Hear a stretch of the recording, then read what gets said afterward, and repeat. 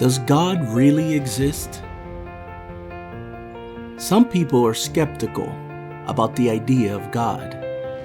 Some wonder, is it possible for such an idea as God, as an Almighty One, to actually exist? Many others make their claim that they have already decided that He absolutely does not exist. Regardless of where you stand, I am here to tell you today that you no longer have to wonder.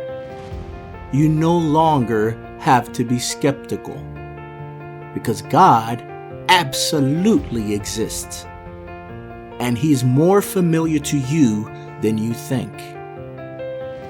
God is indeed the Almighty One, the all-intelligent One, the all-knowing One. God is indeed sentient. He is the source. He's the beginning and the ending. God is the creator of all things. He surrounds all. He is beneath all.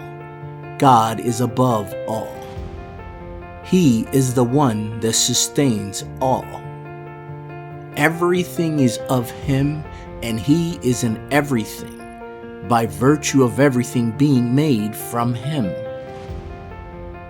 Here are some ways in which He has interacted with us, and He sustains us all. God is life. The breath we breathe is of God. The blood that keeps us going is of God. The body that allows us to experience and interface with this reality is of God.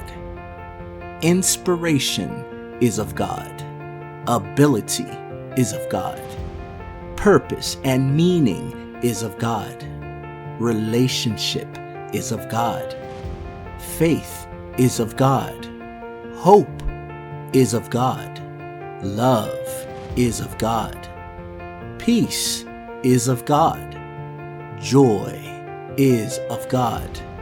Consistency is of God. Dependability is of God. What we describe as instinct is of God. Connection is of God. The sun, the moon, and the stars are of God.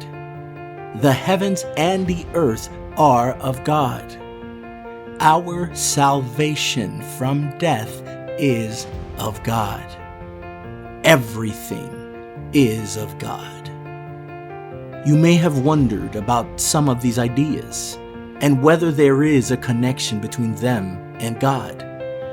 I profess to you today, wonder no more. All is of God, and God sustains all.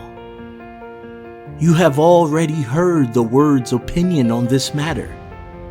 Now you have heard mine. Search your heart diligently and ponder. Decide once and for all which of the two you believe to be true, because only one of these two ideas is truth. Do you believe that everything we know has an originator? Or do you believe everything we know came to be inexplicably through a series of random events? Do you believe that there's meaning to life? Or is life meaningless? Do you believe that God rules? Or do you believe that man rules? Do you believe that God, in order to rescue us from death, came and died in our place as Jesus the Savior? Or do you believe death to be an unstoppable force that men must succumb to forever?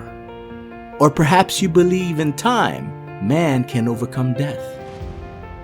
These questions are all one and the same. This is the decision that faces us all that still have breath in our lungs. This decision is the decision of all decisions. It is the decision that decides what manner of life we live and for how long. Truth be told, although it is a big decision, by God's grace, it is also a simple decision to make. It is not necessary to make graphs and charts. It is not necessary to read every book on the matter, nor is it necessary to seek a second opinion. You have seen enough. You have heard enough. You have deliberated long enough. Listen to the little peaceful voice inside of yourself that already knows the truth. No one can make this decision for you. This decision is only up to you. I leave you with a passage from the biblical book of Romans, verses 19 and 20. For what may be known about God is plain to them, because God has made it plain to them. For since the creation of the world, God's invisible qualities, His eternal power and divine nature have been clearly seen, being understood from His workmanship, so that men are without excuse. Remember, belief or unbelief, it's your choice.